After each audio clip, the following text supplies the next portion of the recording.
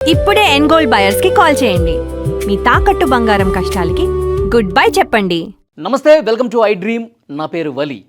నల్గొండ జిల్లా కొండమల్లేపల్లిలో Nagarjuna concept high స్కూల్కి సంబంధించిన ప్రిన్సిపల్ రూపారెడ్డిని ఆ స్కూల్లో చదువుతున్నటువంటి 10th క్లాస్ విద్యార్థులే దారుణంగా పొడిచి చంపేశారు అన్న వార్త ఎప్పుడైతే బయటకు వచ్చిందో అందరూ కూడా షాక్ అయిపోయినటువంటి పరిస్థితి ఉంది. స్కూల్లో చదువుతున్నటువంటి విద్యార్థులు, 10th క్లాస్ విద్యార్థులు ఇంత సైకోలుగా, ఇంత క్రిమినల్ మైండ్తో ఉన్నారా అని చెప్పి అందరూ కూడా ఆశ్చర్యపోతూ ఉన్నారు. చదువుకున్నటువంటి పిల్లలే ఇంత దుర్మార్గంగా చేశారా, ఇంత దారుణంగా 27 సార్లు కత్తితో పొడిచి చంపారా అని చెప్పి అందరూ కూడా ఇంకా షాక్లను ఉన్నారు. ఆ షాక్ నుంచి ఇంకా బయటకు రాలా. అసలు ఈ కేసుకు సంబంధించిన పూర్తి వివరాలు పిన్ టు పిన్ అసలు ఏం జరిగిందో ఒక్కసారి మీకు ఎక్స్ప్లెయిన్ చేసే ప్రయత్నం చేస్తా. 11వ తారీఖు మంగళవారం రోజు ఈ హత్య జరిగిందండి.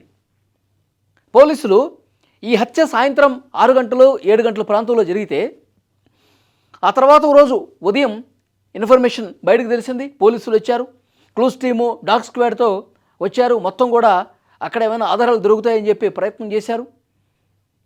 కానీ ఎక్కడ కూడా పోలీసులకి సరైనటువంటి ఆధారం లభించాల. అందుకే ఇన్వెస్టిగేషన్కి ఇంత టైం తీసుకున్నటువంటి పరిస్థితి ఉంది.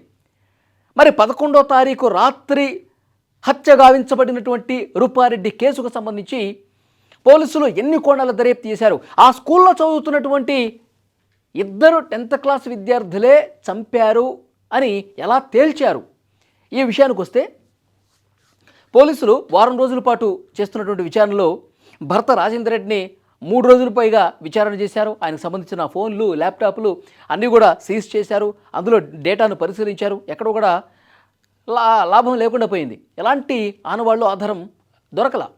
తర్వాత అక్కడ చుట్టుపక్కల ఉన్న వాళ్ళని ప్రశ్నించారు. తర్వాత వీళ్ళ ఫ్రెండ్స్ని ప్రశ్నించారు. భర్త రాజేందర్ రెడ్డి వ్యాపార లావాదేవీలకు సంబంధించి గతంలో ఏమైనా గొడవలు ఉంటే వాళ్ళని విచారించారు.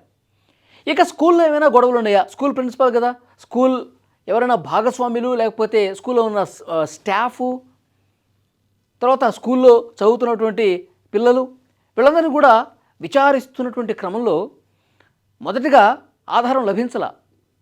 అయితే ఈ స్కూల్లో పాఠాలు చెప్పేటువంటి ఒక టీచర్కి ఆ స్కూల్ పక్కనే ఒక హాస్టల్ ఉందండి. ఆ హాస్టల్లో ఒకసారి దొంగతనం జరిగింది. ఎవరు చేశారు ఏంటనేది అప్పుడు విచారణ చేస్తే ఈ స్కూల్లో చదివేటువంటి 10th క్లాసు విద్యార్థులు చేశారని చెప్పి కొంత ఇన్ఫర్మేషన్ తెలిసింది. సో వాళ్ళని పిలిచారు. రూపారెడ్డి కూడా గతంలో ఆ విద్యార్థుల్ని పిలిచి ఇట్లా తప్పుదారిలో వెళ్తూ ఉన్నారు, దొంగతనాలు చేయటం నేరం, ఇప్పుడే మీరు దొంగతనాలు స్టార్ట్ చేశారంటే పెద్ద అయిన తర్వాత కరుడు కట్టిన నేరస్తులుగా మారుతారు, మీ జీవితం మొత్తం నాశనం అయిపోతుందని చెప్పి గతంలో ఆ పిల్లలు దొంగతనాలు చేస్తే పిలిచి వార్నింగ్ ఇచ్చి వాళ్ళని సరిగ్గా నడుచుకోండి అని చెప్పి క్లాస్ పీకినటువంటి పరిస్థితి ఉంది. సో ఈ స్టోరీ తెలిసింది. పోలీసులు తమ విచారణ చేస్తున్న క్రమంలో ఒక్కొక్కరిని విచారిస్తున్న టైంలో గతంలో జరిగిన దొంగతనానికి సంబంధించి ఇప్పుడు ఇదే స్కూల్లో టీచర్గా ఉన్నటువంటి ఒక వ్యక్తి, ఆయన నడిపిన హాస్టలే కాబట్టి అందులో జరిగిన దొంగతనం గురించి, గతంలో జరిగిన స్కూల్లో ఇన్సిడెంట్ కాబట్టి పోలీసుల విచారణలో అది చెప్పారు. సో పోలీసులకి ఒక బలమైనటువంటి అనుమానం కలిగింది. అంటే పిల్లలు ఈ విధంగా దొంగతనాలు చేసే నేపథ్యం ఉంది అంటే వాళ్ళు మరి అఫ్కోర్స్ ఏదైనా జరిగి ఉండొచ్చు, వాళ్ళు ఆ ఆలోచన చేసి ఉండొచ్చు అనుమానంతో పిల్లలందరినీ కూడా విచారిస్తూ ఉన్నారు. విచారిస్తే అప్పుడు ఈ విషయం బయటకు వచ్చింది. ఈ స్కూల్లో 10వ తరగతి చదువుతున్నటువంటి 2 విద్యార్థుల ప్రమేయం ఉన్నట్టుగా ప్రాథమికంగా వాళ్ళకి అనుమానం కలిగింది. అది తర్వాత బలపడింది కూడా. కొండమల్లేపల్లిలోని 2 తండాలకు సంబంధించినటువంటి విద్యార్థులు వీళ్ళు చోరీలు చేయటం, ఎక్కడో చోట డబ్బులు దొంగతనం చేయటం, ఆ డబ్బుతో జలసాలు చేయటం, గంజాయి తాగటం, సో ఇలాంటి అలవాట్లు కలిగి ఉన్నారంట. ఈ విధంగా కొంత దొంగతనాలకు సంబంధించిన చరిత్ర ఉందని చెప్పి అర్థమైంది. సో వాళ్ళని అదుపులోకి తీసుకున్నారు. అదుపులోకి తీసుకుని ప్రశ్నించారు. పోలీసులు తమదైనటువంటి స్టైల్లో ప్రశ్నిస్తే వాళ్ళ దగ్గర డబ్బులు దొరికాయి. ఆ డబ్బుల్ని వాళ్ళు ఎంత దొరికింది, 1,60,000 రూపాయలు ఒకటి జేబులో దొరికాయి. ఆ డబ్బులకి రక్తపు మరకలు కనిపించినాయి. వెంటనే పోలీసులు ఈ రక్తం ఎందుకంటింది, ఏంటి దీని వెనకాల ఏం జరిగిందని చెప్పి పోలీసులు వాళ్ళ స్టైల్లో 4 పీకి అడిగితే చేసినటువంటి తప్పునే, నేరాన్ని ఒప్పుకున్నారు. చూసారా, అన్ని కోణాల్లో దర్యాప్తు చేస్తున్నారు. సీసీ కెమెరాలు అన్నీ విచారణ చేశారు. ఎందుకంటే ఇంత 14-15 సంవత్సరాల నుండి 10th క్లాస్ చదువుతున్నటువంటి విద్యార్థులకి వాళ్ళకి అసలు అంటే చంపాలన్నటువంటి ఆలోచన పోలీసులకు కూడా రాదు. వాళ్ళు చంపి ఉంటారని చెప్పి ఆ ఆలోచన పోలీసులకు కూడా రాదు కదా. అందుకే మొదట 5-6 రోజుల పాటు, ఈ వారం రోజుల పాటు ఈ కేసు సాగటానికి కారణం అదే. సో అంత బలమైనటువంటి అనుమానం పెంచుకోవాలి మొదట. తర్వాత స్కూల్లో ఒక్కొక్కరిని విచారిస్తుంటే టీచర్స్ చెప్పినవన్నీ కూడా ఆ డాట్స్ అన్నిటిని కూడా కలుపుకుంటూ పోతే అప్పుడు వీళ్ళకి సంబంధించిన వ్యవహారం బయటకు వచ్చింది.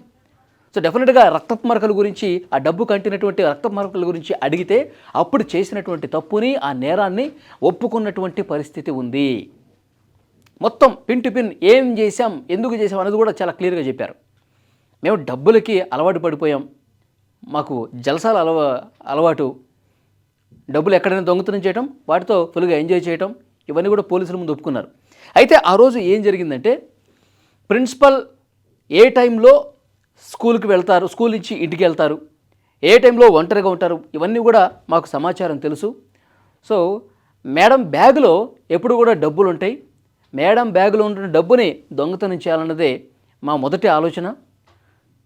అందుకే 5:30కి స్కూల్ నుంచి ఇంటికి వచ్చినటువంటి ప్రిన్సిపల్ రూపారెడ్డి తను ఇంట్లో ఒంటరిగా ఉందని తెలుసుకొని మేమిద్దరం వెళ్ళి ఒకడు ఇంటి బయట ఉన్నాడు, నేను లోపలికి వెళ్ళేటప్పుడు కూడా మేము మాస్క్ పెట్టుకున్నాం, హుడీ ధరించాం, ఎవరో గుర్తుపట్టకుండా ఉండటం కోసం. ఒకవేళ డబ్బులు ఇవ్వకుండా ఏమన్నా గలాటా చేస్తే, ఏమన్నా అరిస్తే మేము దాడి చేయడానికి ఒక కత్తి, ఒక యాక్సా బ్లేడ్ కూడా వెంట తీసుకెళ్ళామని చెప్పి పోలీసుల ముందు ఇవన్నీ చెప్తా ఉన్నారు. వాళ్ళు ఒప్పేసుకున్నారు. ఒకడేమో బయట ఉన్నాడు, ఇంకోడేమో లోపలికి ఎంటర్ అయిపోయాడు అనమాట. ఆమె వచ్చే సమయానికంటే ముందే, ఆమె స్కూల్ నుంచి ఇంటికి వస్తున్నటువంటి టైంలో అప్పుడే సమాచారం పసిగట్టేసి లోపలికి గోడ దూకేసి వెనక నుంచి లోపలికి వెళ్ళిపోయి కిచెన్లో నక్కి ఉన్నారంట. ప్రిన్సిపల్ మేడం ఎప్పట్లాగే ఇంట్లోకి రావటం, తలుపు తీసుకొని లోపలికి రావటం, తర్వాత వాష్రూమ్కి వెళ్ళి ఫ్రెష్ అప్ అవటం, తర్వాత బెడ్రూమ్లోకి ఇట్లా ఎంటర్ అయ్యారో లేదో వెంటనే వాడు బెడ్రూమ్లోకి వచ్చి వెంటనే కత్తితో దాడి చేసే ప్రయత్నం చేశాడు. మర్యాదగా డబ్బులు ఇస్తావా లేదా? ఏమి మాస్క్ పెట్టుకుని హుడీ పెట్టుకుని ఉంటే ఏం అర్థం కాలేదు, భయపడిపోయింది రూపారెడ్డి. సో ఆ పెరుగులాట్లో వాడి మాస్క్ ఊడిపోయేసరికి వీడు మన స్కూల్లో చదువుతున్నటువంటి స్టూడెంటే అని చెప్పి తెలిసేసరికి పెద్దగా అరిచింది. అరిస్తే బయట చుట్టుపక్కల ఉన్న వాళ్ళందరూ కూడా ఎక్కడొచ్చేస్తారన్న ఉద్దేశంతో వెంట తెచ్చుకున్నటువంటి ఆ బ్లేడు, ఆ కత్తితో ఇంకా ఏమాత్రం ఆలస్యం లేకుండా వెంటనే గొంతు మీద, తల మీద, కింద పొట్ట భాగంలో కత్తితో పొడిచి మొత్తం 27 సార్లు అండి. తల భాగంలో 2 చోట్లని, మిగతా అంతా కింద 25 టైమ్స్, మొత్తం 27 సార్లు కత్తితో పొడిచేసి చంపేశాడు. ఇక విగత జీవిగా ఆమె పడిపోయింది, రక్తపు మడుగులో పడిపోయింది. చనిపోయిందని చెప్పి నిర్ధారించుకున్న తర్వాత ఆమె బ్యాగ్ ఉంది కదా, తెచ్చుకున్నటువంటి బ్యాగు, ఆ బ్యాగులో ఉన్నటువంటి 2,20,000 రూపాయలు అందులో ఉన్నాయి. అవన్నీ కూడా తీసుకుని వెళ్ళిపోయారు. వీళ్ళు వచ్చేటప్పుడు కూడా ఎంత పకడ్బందీగా వచ్చారంటే చేతులకి గ్లౌజులు వేసుకొని వచ్చారండి. మనం ఎక్కడా దొరకకూడదు, ఏ ఆధారం కూడా దొరకకూడదు అని చెప్పి గ్లౌజులు వేసుకొని వచ్చారు ఈ ఇద్దరు. తర్వాత వాళ్ళు ఆ 2,20,000 రూపాయలు తీసుకున్న వ్యక్తి అందులోంచి 40,000 రూపాయలు బయట ఎవరైతే కాపలా కాశాడో ఫ్రెండు, వాడికి 40,000 రూపాయలు ఇచ్చి మిగతా డబ్బంతా వీడి దగ్గర పెట్టుకుని మొత్తం అసలు ఏమాత్రం కనపడకుండా, అంటే ఇక్కడ వీళ్ళు ఎంత క్రిమినల్ ఆలోచనతో ఉన్నారు, పోలీసులకి దొరకకూడదని చెప్పి ఎట్లా ప్లాన్ చేస్తారు చూడండి. పోలీసులు ఇది తేల్చడానికి వారం రోజుల సమయం పట్టిందంటే వీళ్ళంతా పకడ్బందీగా చేశారు చూడండి. సీసీ కెమెరాలకి కంటపడకుండా గ్లౌజులు వేసుకున్నారంటే ఎక్కడ వేలుముద్రలు పడకుండా, వెనక నుంచి వస్తే ఎవరికీ తెలియకుండా ఒక మాస్టర్ ప్లాన్ అనమాట. అంటే క్రైమ్ చేస్తే దొరకకూడదన్నటువంటి ఉద్దేశంతో ఎంత పకడ్బందీగా, అంటే ఒక ప్రొఫెషనల్ కిల్లర్స్ చేస్తారు చూడండి. సో ఆ విధంగా ప్లాన్ చేసుకున్నారంటే నిజంగా పోలీసులు ఆశ్చర్యపోయారు. అంటే రూపారెడ్డి స్కూల్లో చదువుతున్నటువంటి విద్యార్థులే ఈ విధంగా చేశారనేది పోలీసులు మొదటిగా షాక్ అయింది. రెండో షాకింగ్ ఏంటంటే అసలు చాలా ప్రొఫెషనల్గా చేశారు. ఇది రెండోది, ఎక్కడా కూడా దొరకకుండా పక్క ప్లాన్తో చేశారంటే నమ్మట్లా. 14-15 సంవత్సరాల పిల్లలు ఈ విధంగా చేశారు అంటే ఇంకా పోలీసులు కూడా ఆశ్చర్యపోతూ ఉన్నారు. అంటే వాళ్ళు ఓటీటీలో చూస్తున్నటువంటి క్రైమ్ థ్రిల్లర్సా, సోషల్ మీడియా వేదికగా వాళ్ళు ఈ విధంగా క్రైమ్ స్టోరీస్ ఎక్కువగా చూసి, లేదంటే అసలు ఏదైనా క్రైమ్ చేస్తే దొరకకుండా ఉండటం కోసం ఏం చేయాలి, ఇలాంటివి ఏమైనా సెర్చ్ చేశారా, అదే కనిపిస్తోంది. వాళ్ళు ఇంత పకడ్బందీగా పోలీసులకు కూడా దొరకకుండా ప్లాన్ చేసుకున్నారంటే, వారం రోజుల పాటు పోలీసులు కూడా కనిపెట్టలేకపోయారంటే ఎంత ప్లాన్డ్గా చేశారన్నది కూడా ఇక్కడ అర్థమవుతుంది. ఇట్లా 2,20,000 రూపాయలు అందులోంచి తీసుకుని వెళ్ళిపోయారు. వెళ్ళిపోయిన తర్వాత వాళ్ళు మళ్ళీ యథావిధిగా నెక్స్ట్ డే స్కూల్కి వచ్చేసారండి. ఆ రోజు అట్లాగే ఆ చీకట్లో అట్లా వెళ్ళిపోయిన తర్వాత మళ్ళీ షరామాములే స్కూల్కి రావటం, క్లాసులకు ఉండటం, టీచర్లు చెప్పింది ఏదో నోట్ చేసుకుని ఇక మాకు అసలు ఏమీ తెలియదు ఆ విధంగా యాక్ట్ చేశారు. తర్వాత ఈ విషయం బయటకు వచ్చిన తర్వాత పోలీసులు విచారిస్తున్న టైంలో కూడా, లేదంటే స్టాఫ్తో కలిసి తమ ఫ్రెండ్స్తో కలిసి మేడం ఇంటికి చూడటానికి వస్తుంటారు కదా, ఆ టైంలో కూడా ఏమీ ఎరగనట్టుగా అందరితో పాటు నార్మల్గా వచ్చి బిహేవ్ చేశారు. అందుకే పోలీసులకు ఎక్కడ అనుమానాలు మొదట 4-5 రోజుల పాటు ఆ పిల్లల జోలికే పోయినటువంటి పరిస్థితి ఉంది. ఇంకా గతంలో ఎవరైనా ఇక్కడ చదువుకున్న వాళ్ళు ఏమన్నా క్రైమ్ తరహా ఆలోచన ఏమన్నా ఉన్నారా, ఆ విధంగా ఇన్వెస్టిగేట్ చేశారు. కానీ ప్రస్తుతం చదువుతున్నటువంటి పిల్లలు, గత సంవత్సరం చదువుతున్నటువంటి పిల్లలు దీని గురించి అంత క్లియర్గా పర్టికులర్గా చూడాల, అందుకే అనుమానం రాలా.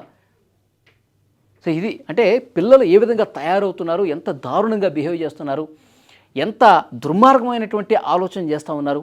ప్రస్తుతం సోషల్ మీడియాలో జరుగుతున్నటువంటి ఇవన్నీ కూడా వాళ్ళు చూస్తూ పెరుగుతున్నారు కాబట్టి వాళ్ళ ఆలోచన విధానం కూడా, గంజాయికి కూడా అలవాటు పడ్డారని చెప్పి వస్తుంది ఇన్ఫర్మేషన్. గంజాయికి అలవాటు పడ్డారు కాబట్టి, సో జలసాలకు అలవాటు పడిపోతున్నారు కాబట్టి, ఈజీగా మనీ సంపాదించడం కోసం పాకులాడుతున్నారు కాబట్టి, సో ఇంత దారుణంగా పూర్తిగా ఒక క్రిమినల్ లాగా మారిపోయి ఆ పిల్లలు అట్లా చేశారు. ఇప్పుడు చాలామంది సోషల్ మీడియాలో కామెంట్ చేస్తున్నారు ఈ విషయం బయటకు వచ్చిన తర్వాత. మీరు 14-15 ఏళ్ళు అంటే వాళ్ళు మైనర్లుగా భావించి వాళ్ళు తక్కువ శిక్ష వేయటమో లేకపోతే లైట్ తీసుకోవడమో కాదు, వాళ్ళని మేజర్లుగా భావించి, ఎందుకంటే ఒక నిండు ప్రాణాన్ని బలి తీసుకున్నారు, పకడ్బందీగా ఒక ప్లాన్ చేసుకుని క్రైమ్ చేశారు, కత్తితో 27 సార్లు పొడిచి చంపారంటే ఎంత ప్రొఫెషనల్గా చేశారు, ఏమాత్రం భయం లేకుండా చేశారు. వీళ్ళు మైనర్లు ఎట్లా అవుతారు, వీళ్ళు మేజర్లుగా భావించి, వాళ్ళ వయసు మైనరే కావచ్చు కానీ వాళ్ళ బుద్ధి మాత్రం, వాళ్ళ ఆలోచన తీరు మాత్రం, వాళ్ళ సైకోయిజం మాత్రం మేజర్గానే ఉంది. కాబట్టి ఆ మేజర్గా భావించి వాళ్ళని కఠినంగా శిక్షించాలని చెప్పి పెద్ద ఎత్తున డిమాండ్ చేస్తూ ఉన్నారు. మొత్తం ఆ పిల్లల తండాలు ఏవైతే ఉన్నాయో ఆ తండాల్లో కూడా ఈ వార్త అందరికీ షాక్ గురి చేసింది. ఈ పిల్లలు ఇట్లా చేశారా, ఇంత దారుణంగా బిహేవ్ చేశారా, ఏదో గాలి తిరుగుతారని చెప్పి అనుకున్నాం కానీ చదువు చెప్పేటటువంటి ఆ స్కూల్ ప్రిన్సిపల్ని ఇంత దుర్మార్గంగా చంపేశారా అని చెప్పి నమ్మలేకపోతున్నాం అని చెప్పి వాళ్ళు కూడా మాట్లాడుతూ ఉన్నారు. సో నిజంగా చాలా బాధాకరమైన విషయం. సో పోలీసులు ఇంకా అఫీషియల్గా అనౌన్స్మెంట్ చేయడమే మిగిలింది. స్కూల్లో చదువుతున్నటువంటి 2 10th క్లాస్ స్టూడెంట్సే ఈ విధంగా ప్రిన్సిపల్ని చంపేశారు. సో ఈ వీడియో మీద మీ అభిప్రాయం కూడా చెప్పండి.